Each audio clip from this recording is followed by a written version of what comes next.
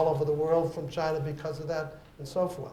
Now, they had the intention was to increase the standard of living because they had too many people in China to be supported by their economy.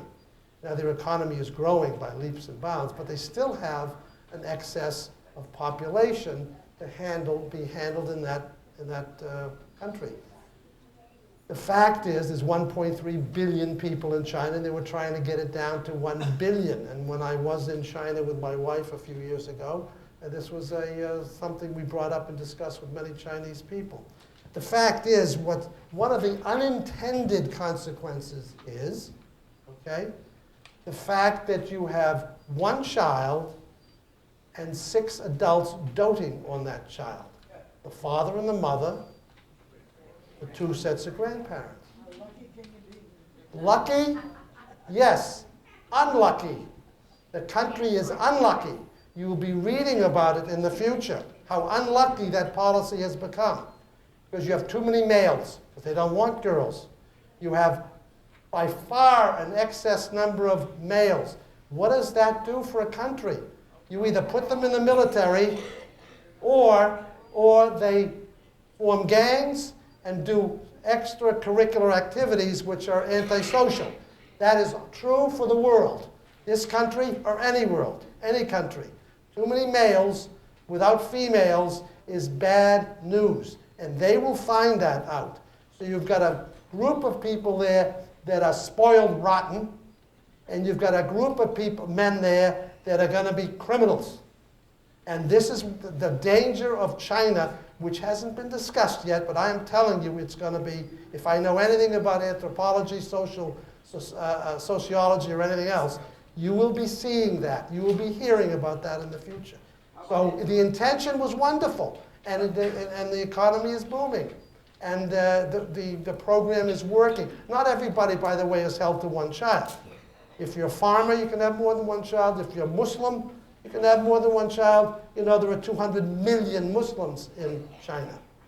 90% of the population is Han people. But there are Mongolians, there are Muslims, there are other sects there, other religions there. They're not held to that same standard. But for the most part, it is spoiled children and males that are unattached. And that could be ill for us, because at some point, China, this is China's century. This is China's century, not ours, okay? Are you aware that they are gobbling up oil in Latin America, that they're going to build facilities in the Panama Canal region?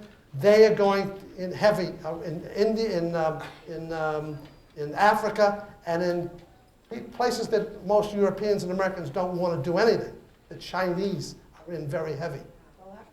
We have no borders with China. The point I'm making is we might very well get sucked into something with Taiwan, with anything with Japan relating to China in the future. I have a talk called China, Friend and Foe, both, because we have economic connections that are huge. But eventually, they're going to flex their muscles. They now have submarines. They have a space program too. Okay. The point I'm making is this one-child policy, which has been a great, wonderful thing for them, has unintended. They did not intend that all of a sudden they're going to have spoiled children, or they're going to have males with nothing to do. So I'm just mentioning that. Just I have very few time left, so let me go into this. The fact is that in our country, you heard about just this last week or two, New York City banned partially hydraulic trans fats, right? Now, why were trans fats in everything you ate? Everything you ate, bread, cookies, everything almost. Why was it in there? It was in there because, well, we don't use butter because butter is bad for you, and it tastes better. Well, what's the unintended consequence? We had people dying from too much of what these partially hydrogenated products contain. Okay? Totally unintentional, right? Now, the government really was first. because breads they've been eliminating from all breads trans fats, okay? And you'll see in ice creams. Up until recently, you look at the labels, and some of them still do have it. I don't buy anything with trans fats, so I've known this for a year. So I've stopped a year ago buying anything with trans fats in it. Now New York City said no more trans fats in certain foods, right? Especially French fries, which the American society couldn't live on without, right? So the point is that something that had a purpose and was good, all of a sudden is bad. Now, did we do the proper planning? I don't know. It wasn't in the radar, maybe, for people to even investigate. But now it is, right? So my point is, but as we get more complex, as this man said, the fact is that there's more opportunity to have unintended consequences. And I'm going to end in a moment with something very specific relating to that comment. And one thing I didn't mention was about the illegal immigration or the security measures, but you all know that, right? The good parts and the bad parts. We're living with both. Okay. Yes, sir. The point made about China with the one child. India has killed off most of its girls because of that, because they like boys also over there.